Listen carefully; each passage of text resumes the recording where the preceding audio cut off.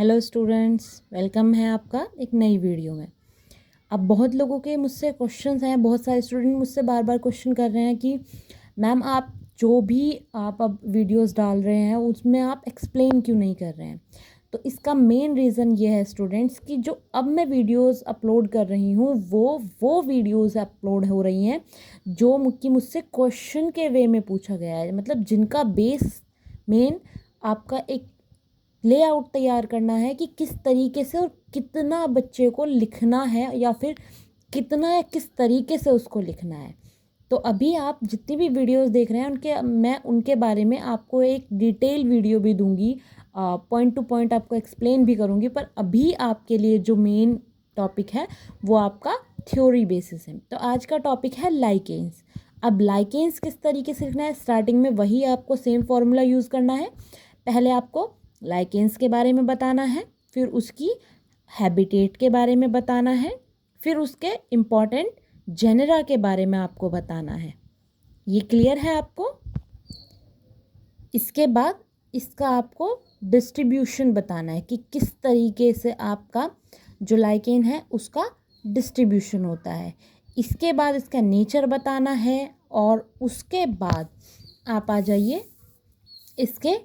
Types किस तरीके के होते हैं या किस किस तरह का जो आपका लाइकेंस होते हैं वो आपके परफॉर्म करते हैं। अब जितनी भी तरह के हमारे लाइकेंस हैं, चाहे वो आपका टाइप ए है चाहे वो आपका टाइप बी है, वो मैंने आपको प्योरली एक हेडिंग वे में भी, आपका एक थ्योरी वे में भी, प्लस डायग्राम के साथ आपको इस नोट में क्लियर किया हुआ है। और ये आपका लास्ट वन, ठीक है, यानी कि आपका जो लास्ट टाइप है वो आपका मैंने इसमें मेंशन कर दिया है। अब इसके बाद एक छोटा सा क्वेश्चन था हमारा, बहुत बच्चों ने मुझसे पूछा था कि मैम अगर पॉसिबल हो सके तो क्रॉप रोटेशन आप हमें एक बार ज़रूर समझा दें कि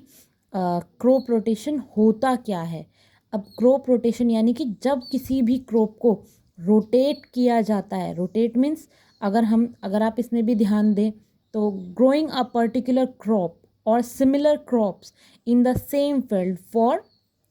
क्या सेवरल ईयर्स। तो क्या होता है कि जो हमारी मतलब कोई भी अगर हम एक तरह की क्रॉप या उससे मिलती जुलती क्रॉप्स क्या करते हैं, अगर हम एक ही मतलब कुछ सालों तक उसमें ग्रो करते रहते हैं तो क्या होता है, एक तरीके से हमारी जो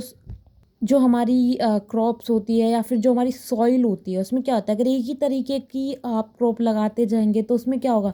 सॉइल में कुछ ऐसे पैथोजेंस जो भी मतलब आप ही देखिए, मतलब इस तरह का अगर कोई एक क्रॉप में बीमारी है और फिर से हम उसी तरह की क्रॉप लगाए जा रहे हैं तो क्या होगा, उसी तरह की सारी चीज़ें उसमें ग्रो करेंगी और उस सॉइल को भी